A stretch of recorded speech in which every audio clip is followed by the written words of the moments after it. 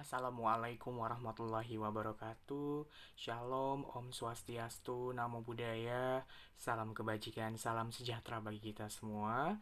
Apa kabar mahasiswa dan mahasiswi Universitas Bina Sarana Informatika, khususnya pada program studi S1 Ilmu Komunikasi? Pada hari ini, seperti biasa, kembali lagi dengan saya, dosen pengampu mata kuliah Komunikasi Massa, yaitu Robbikal Muntaha Meliala. Pada pertemuan keempat, kita akan membahas pokok bahasan yang lebih complicated dibandingkan pertemuan sebelumnya, yaitu tentang komponen komunikasi massa. Saudara-saudari, komponen komunikasi massa itu terdiri atas beberapa elemen yang diungkapkan oleh Hibbert, Ungrade, dan Bond yang menyatakan terdiri atas komunikator, cause and content, gatekeeper, regulator, media, audience, filter, dan feedback. Komunikator kita sudah bahas di pertemuan yang lalu, yang artinya adalah orang yang mula-mula menyampaikan pesan kepada orang lain. Cause and content ini berhubungan dengan tanda-tanda, simbol, dan juga makna dari tanda-tanda itu. Gatekeeper berhubungan dengan penjaga atau pihak-pihak tertentu yang menyeleksi atau menyunting pesan sebelum disampaikan kepada komunikan. Regulator artinya adalah pemerintah, ya, institusi yang bertanggung jawab dalam mengawasi proses komunikasi massa itu terjadi. Kemudian media, berarti kita berbicara tentang saluran apa yang digunakan untuk menyampaikan pesan dari komunikator kepada komunikan. Audience, berarti kita berbicara tentang penonton, pendengar, pembaca, atau target komunikannya. Filter berarti berhubungan dengan proses-proses penyunting yang dapat kita lakukan sebagai komunikan itu sendiri. Dan feedback merupakan umpan balik yang disampaikan baik dari komunikan ke komunikator maupun dari komunikator ke komunikan. Seperti yang sudah terlihat di PowerPoint, komunikator komunikasi massa itu terdiri atas sifat dan syarat tertentu. Sifat komunikator dalam komunikasi massa terdiri atas 3 poin. Costliness, yang artinya tidak murah tapi mahal. Jadi namanya ingin menjadi komunikator dalam komunikasi massa pasti membutuhkan biaya dan perjuangan yang kompleks atau mahal dibandingkan komunikasi yang dilakukan secara interpersonal atau pribadi. Yang kedua adalah complexity, berarti kita berhubungan dengan hal-hal yang kompleks. Ingat, karena kita berbicara untuk menjangkau sejumlah audiens yang sangat besar jumlahnya. Competitiveness, yang artinya komunikator komunikasi massa itu bersaing dengan komunikator komunikasi massa yang lain. Lagi-lagi nanti ada penilaian rating dan share yang perlu dipertimbangkan. Karena namanya perusahaan media massa atau instansi media massa juga adalah entitas bisnis yang perlu hidup berasal dari sumber keuangan yang diperoleh dari pengiklan maupun dari target audiensnya. Seperti itu. Lalu kalau syarat komunikator yang baik itu terdiri atas 3 poin juga, yang terdiri atas goodwill. Goodwill itu artinya adalah mempunyai keinginan yang baik atau itikat yang baik dalam menyampaikan pesan. Good sense, yang berarti mempunyai kepekaan yang baik dalam menyampaikan pesan, sehingga dia akan selalu berhati-hati dalam menyampaikan pesan untuk meramu pesan sedemikian rupa supaya positive vibes lah yang akan didapat oleh penonton, pendengar, atau pembacanya. Yang ketiga adalah good moral character, yang berarti syarat komunikator yang baik ini dianjurkan mempunyai moral dan perangai atau pendirian atau sikap atau attitude yang baik dalam berbicara, bertindak, dan juga menyampaikan pesan. Quotes and content itu berarti hal yang berbeda. Quotes itu adalah tanda-tanda atau simbol-simbol yang digunakan untuk menyampaikan pesan komunikasi, seperti kata-kata lisan, foto, musik, film, dan lain-lain. Sedangkan kalau konten adalah merujuk pada makna dari sebuah pesan. Dan quotes and content ini berinteraksi secara sinergis ya, atau terintegrasi, sehingga quotes yang berbeda dari jenis media yang berbeda dapat memodifikasi persepsi halayak atas pesan walaupun kontennya sama. Jadi satu rumusan isi pernyataan atau pesan dapat disampaikan dengan berbagai rumusan pernyataan ataupun tanda gitu. Selanjutnya adalah ini adalah contoh quotes and content yang saling bersinergi gitu, dimana kita sebagai halayak ataupun audiens dapat mempunyai persepsi yang berbeda-beda dalam menafsirkan tanda atau simbol yang ada di depan kita. Di sini kita dapat melihat ada gambar awan, ya, gambar awan dengan animasi tersenyum layaknya manusia. Lalu ada titik-titik hujan, kemudian ada tulisan katanya cinta, gerimis aja nyerah. Kalau bisa kita lihat di sini, ini bukan ungkapan gembira atau bahagia dalam arti sebenarnya ya, tapi lebih kepada satir atau menyindir gitu, bahwa ungkapan perjuangan diperlukan oleh seseorang untuk menggapai cinta. Jangan sampai menyerah di tengah perjalanan hanya karena hujan semata. Jadi kalau kita lihat dari uh, quotes yang ada di sini, gambar awan yang menyerupai manusia mempunyai ekspresi bahagia yang terdiri atas senyuman yang bahagia ini bukan berarti dalam arti yang sebenarnya, tapi lebih kepada menyindir atau satir bagi orang-orang yang sudah kalah dalam memperjuangkan cinta gara-gara hujan semata gitu. Selanjutnya, quotes and content yang kedua adalah ketika kita melihat ada 1, 2, 3, 4, 5, 6 ayam sedang menonton atau menyaksikan temannya atau ayam lain yang sedang dipanggang atau dibakar di oven ya. Dan ada tulisan di gambar itu horror movie. Horror movie di sini adalah uh, konten ya. Horror movie itu adalah konten makna, sedangkan gambar yang tertera di video ini kita lihat banyak ayam yang terdiri atas 5 ayam sedang menyaksikan ayam lainnya yang sedang dibakar atau dipanggang di oven. Jadi di sini jelas quotes-nya adalah gambar-gambar yang terdiri atas ayam dan oven itu, sedangkan kontennya adalah horror movie gitu. Jadi dia akan menyaksikan bagaimana temannya dipanggang, dibakar secara hidup-hidup, seperti layaknya menonton film yang seram, seperti itu. Nah, yang selanjutnya adalah gatekeeper. Pengertian gatekeeper di sini adalah penjaga. Penjaga di sini bukan berarti layaknya sifat perorangan ya, tapi hal-hal yang merepresentasikan media itu saat menyunting atau menerima pesan atau menyusun pesan sebelum pesan itu diterima oleh komunikan. Jadi dalam media massa terdiri dari berbagai pihak untuk menyeleksi isi pesan komunikasi yang biasa dilakukan oleh redaktur atau managing editor gitu ya, atau editor. Gatekeeper mempunyai wewenang untuk tidak memuat berita yang dianggap tidak penting. Jadi gatekeeper ini adalah orang-orang yang bekerja di bidang redaksi pada media massa, baik itu radio, televisi, ataupun surat kabar, ataupun portal online sekalipun, yang menyeleksi isi pesan yang disampaikan kepada komunikan, itu apa saja yang perlu terbit atau publikasi atau publish pada hari itu gitu. Karena lagi-lagi semua itu tergantung kepada visi misi media massa itu saat menyampaikan pesan kepada audiensnya dan segmentasi audiens yang dihadapi oleh media massa itu.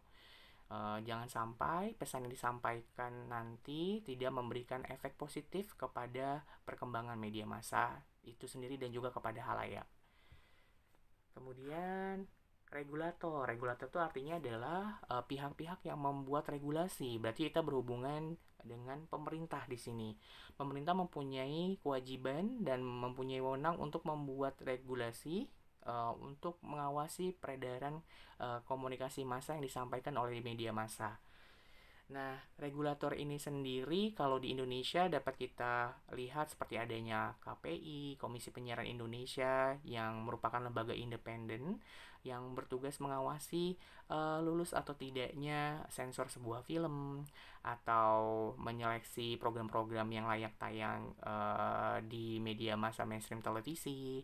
Sedangkan untuk surat kabar, radio dan televisi kita mempunyai surat kabar, radio dan televisi untuk bidang redaksinya kita mempunyai regulator yang disebut dengan Dewan Pers Indonesia atau DPI. Jadi perannya hampir sama dengan gatekeeper namun bekerja di luar institusi media yang menghasilkan berita. Jadi regulator itu adalah pemerintah yang bisa menghentikan aliran berita dan menghapus suatu informasi atau dalam istilah lain dapat memboikot suatu media massa. Jika dilihat terjadi pelanggaran media massa saat beroperasional atau menyampaikan pesan kepada halayak tidak sesuai koridor lagi yang ditetapkan oleh undang-undang. Selanjutnya adalah kita akan berbicara tentang media itu sendiri, yaitu media massa yang mempunyai ciri khas masing-masing.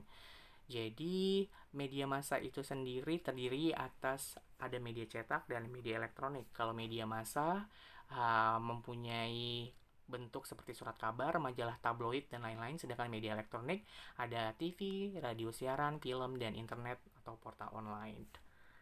Selanjutnya, audiens berarti kita berbicara tentang target audiens penonton atau komunikan yang dijangkau dari proses komunikasi massa itu.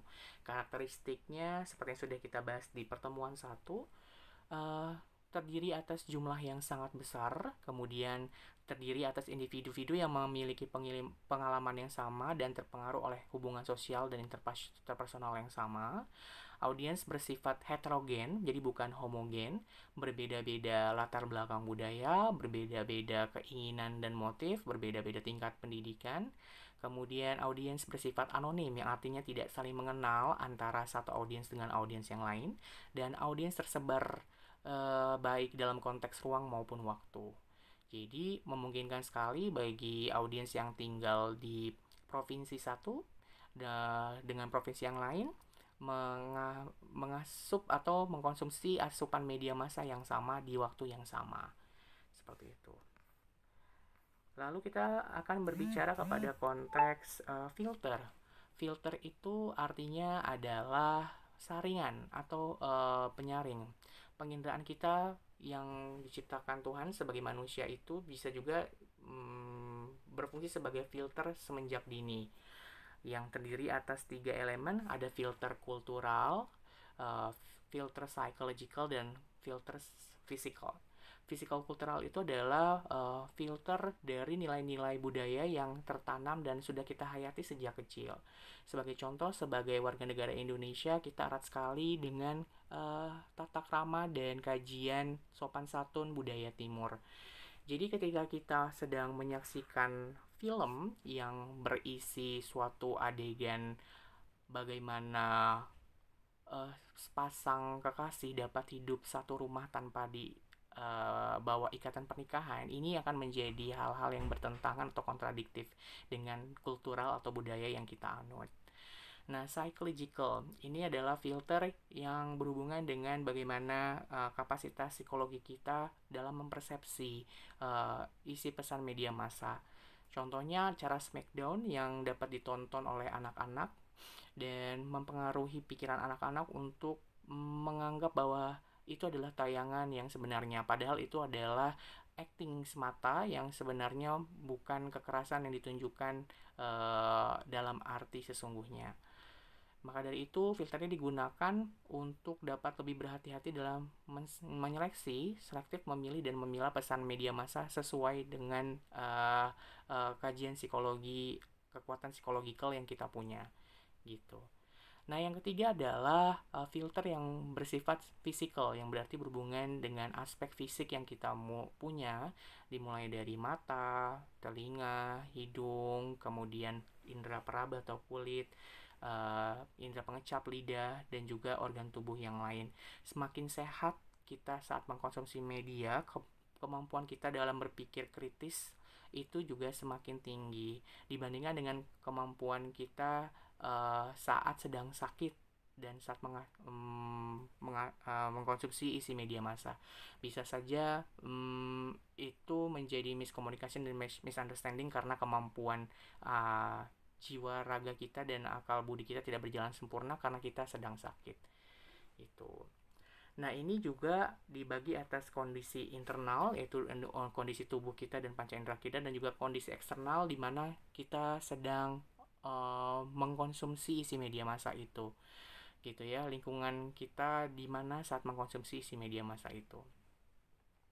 Nah, selanjutnya adalah feedback. Feedback adalah umpan balik, respon atau tanggapan kepada komunikator terhadap pesan yang disampaikan. Terdiri atas dua, ada internal feedback dan juga ada external feedback. Internal feedback itu adalah uh, internal feedback itu adalah umpan balik yang diterima oleh seorang audiens ketika membaca, mendengar atau menonton isi media massa dari media massa itu, ya, yang langsung memberikan efek kepada dirinya untuk berpikir. Nah, sedangkan external feedback ini adalah ketika seorang penonton ataupun pendengar ataupun pembaca ingin menyampaikan pesannya kepada komunikasi massa secara official atau resmi gitu ya.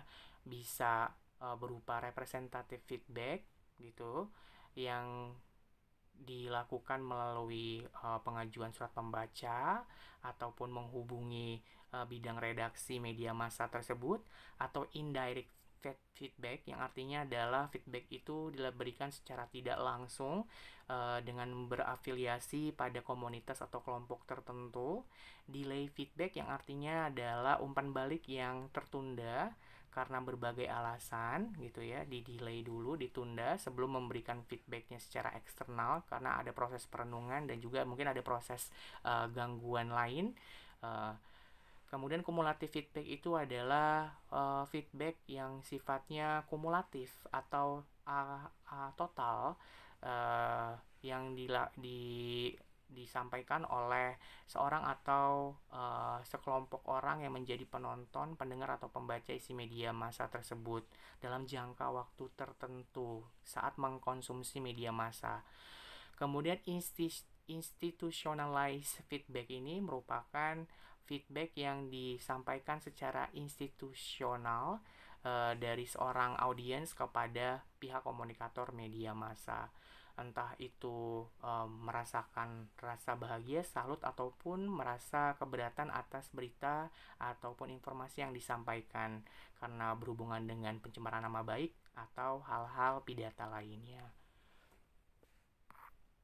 Demikian yang dapat saya sampaikan pada pertemuan 4 ini. Semoga penjelasan saya dapat dimengerti oleh semua mahasiswa, dapat bermanfaat. Assalamualaikum warahmatullahi wabarakatuh.